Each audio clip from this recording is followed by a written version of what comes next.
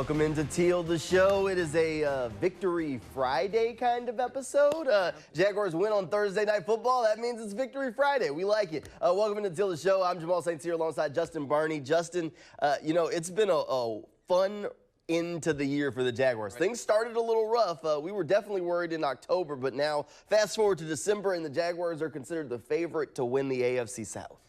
Not something we have talked about on our News for Jags podcast. It's always been about really this has been a year to get stabilized and looking forward to year 2 of Doug Peterson, year 3 of Trevor Lawrence. And hey, they've hit that accelerate, that fast forward button where the here is now. It reminds me a lot of 96. I hate to say team of destiny until that final game is played in week 18, but this has a lot of feelings. I was around town when 96 happened, just that excitement, the euphoria in town, the fans were just pumped everywhere you went. This has the little bit of a makings of getting to that 1996 feeling. The pieces are starting to come together. One big piece that played a big role last night in New York was Evan Engram. This was his return to New York. Of course, he played for the Giants, but still at MetLife Stadium there in New York. A lot of memories there for Evan, and he put on quite the show. Was passing out stiff arms. He did not want to go down. Evan Engram has been huge for the Jaguars over the past few weeks. He's really finding that stride. He's on a one-year prove-it deal here in Jacksonville, and every catch, it feels like he's just making a little bit more money for himself. Oh, man, the Cowboys game last week where he just scrambled to get out of bounds and fought to get out of bounds late in the fourth quarter to set up that tying field goal to send that game into overtime.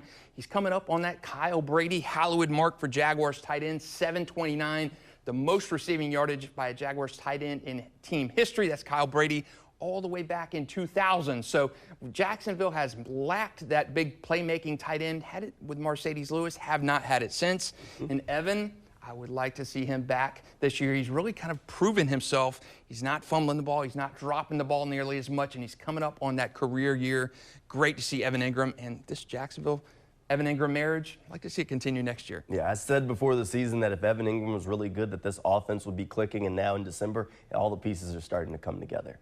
It was cool to be back out there, and some of the New York fans were pretty vocal, and some were, saying some mean things, some were saying some nice things. So it was awesome. It was awesome. I give all the glory to God, just bringing it kind of full circle for me and a win. That was the biggest part, coming here and doing my job and getting the win, and it feels amazing that we did that.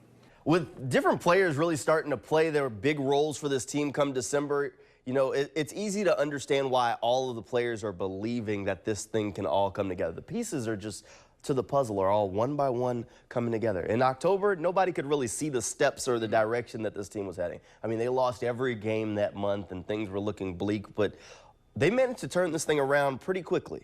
Yeah, 2-6. You lost those 6 games by no more than 8 points. You were just there. Our kind of the line we repeated time and again was they just did not know how to close. And since that bye week, they have learned how to close. I think Trevor said it best about the London game against the Broncos. He let the team down. He felt terrible. And you really saw that switch flip from Trevor, and so goes the Jaguars' offense and defense, too. Much maligned during that struggles of right after the bye week, the Lions game, particularly terrible.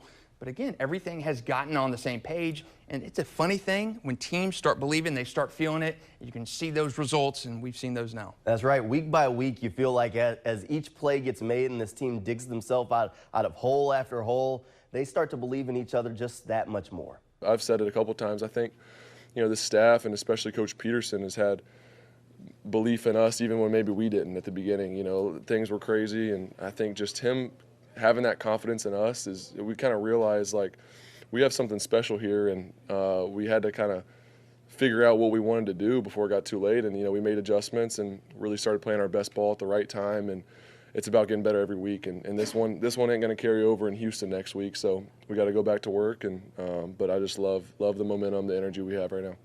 All right, now with 2 games left in the season, the Jaguars are just 2 wins away from officially owning the AFC South and being in the playoffs. Doug Peterson said at the beginning of the year that this was going to be a process. It wasn't going to be an overnight fix. But fast forward to December, here we are saying the Jaguars could win the AFC South. That's amazing. It's just the turnaround. And, you saw they just were not that far away early in the season. They were not getting blown out. They didn't look hapless and struggling to field an 11-man on the field like they did last year.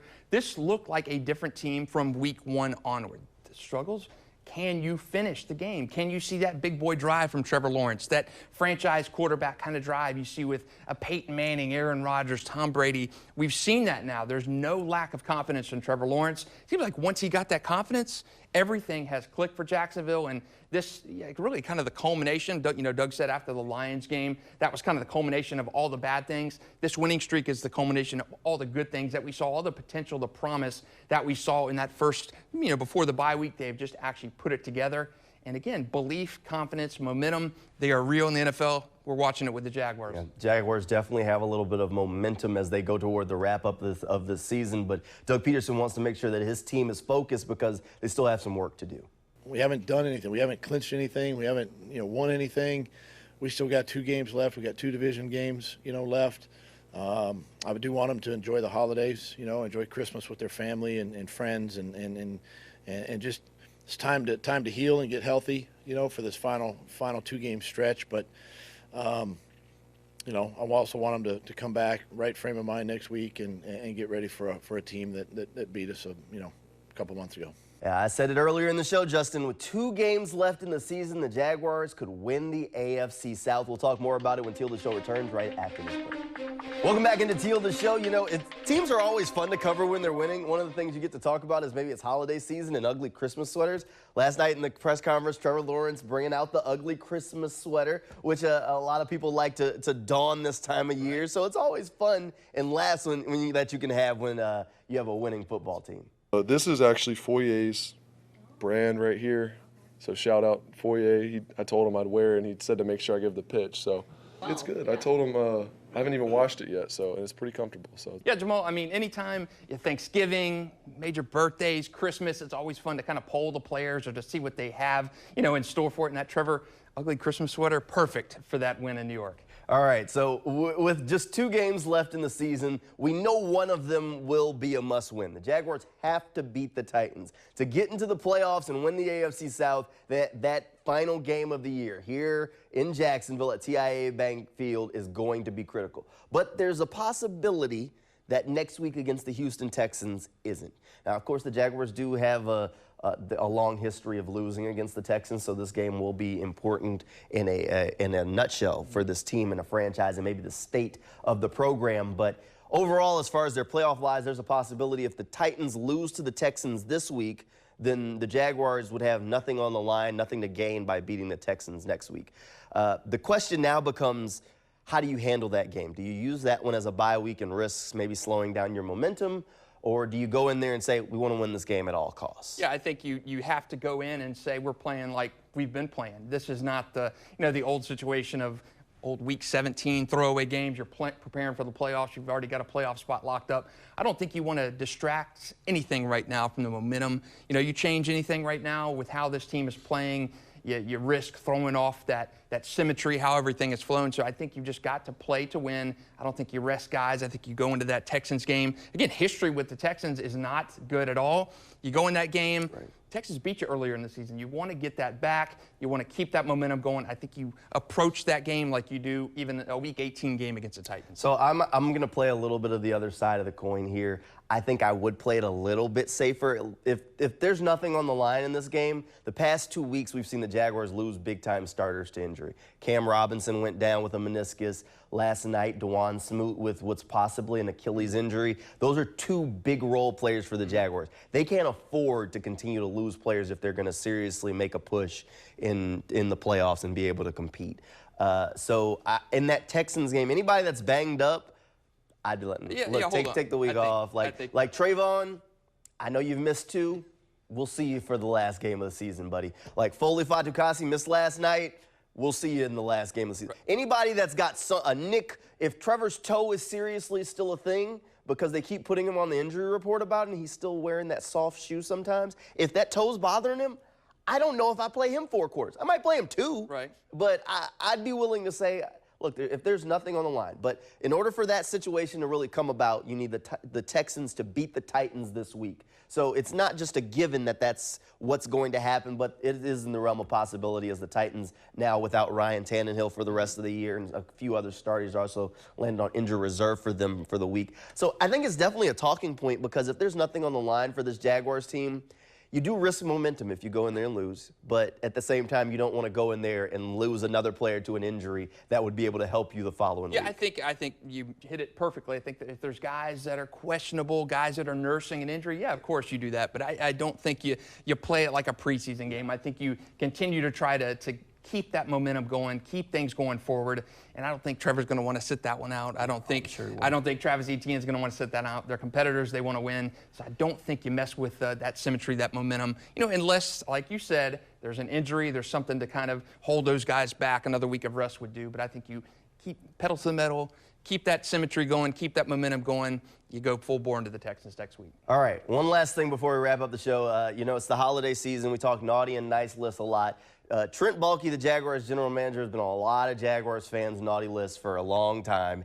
And I think it's time maybe we start at least considering shifting him to the nice list. Look, I think Baalke gets a lot of grief for some of the things that he's done with the team and maybe even some things that were out of his control. But you can't, like Evan Engram and say, oh, the Jaguars really need to keep Evan Engram and not give Trent Baalke credit for that. You can't think that Trayvon Walker can be this good player and not give Trent Baalke some credit for that. I think he's done some good things. I really like Foye Oluokun. I think he's one of the Jaguars' best free agent signings in the past we probably could go back pretty far, but let's just say the past few years. Yeah. I think what he means for that defense is understated by the stats, and his leadership alone is huge. So I think Trent Baalke has done some good things. So maybe, just maybe, we can consider shifting him to the nice list. You look at this time last year, there are clown noses, there's anti-Baalke masks and petitions and everything floating around Jacksonville. It's amazing what a good football season, momentum, excitement come playoff time does. And, Trent's got to be sitting back there kind of maybe with a smirk on his face and saying, trust the process, trust the process. And I think you give credit where credit is due. Good free agency class, good draft picks. And we didn't see with Chad Muma, Devin Lloyd. But, again, Trent has actually done well. I think we can all kind of eat some of those bad words that we uttered about Trent Baalke. He's on the good list this year. He's moved from clown nose to great list this year. I mean, if he's been able to turn this program into a playoff contender, I think that is a far cry from what it was just a few years ago before he took over. The other campaign that I'm starting, and we're just going to carry it into 2023, is Doug Peterson for NFL Coach of the Year. I think he's earned it. I mean, people are making arguments for some other coaches out there, but I think if you look at where this franchise was a year ago, even 2 years ago, and then where they are now, possibly winning the AFC South, I don't even need to see if they get in the playoffs, and I'm telling you, Doug Peterson should be the NFL Coach of the Year. He started like a Twitter campaign to kind of get that going, and how can you not? I mean, Doug Peterson has been fantastic for, you look at the wins and losses, okay, not overwhelming, but what he has done for the city, this franchise after Urban Meyer, after the lean Doug Marrone years, has been fantastic. He is exactly what this franchise, this city has needed. And again, I think he's got your Coach of the Year vote. He's definitely got my vote. If somebody asks me, I already know where I'm going with it. Number 1, Doug Peterson. Number 2, Doug Peterson. Number 3, Doug Peterson. Just the whole list, that one. All right, Justin, thanks for being here. Thank you at home for tuning in. That'll do it for Teal the Show. Good night and go Jags.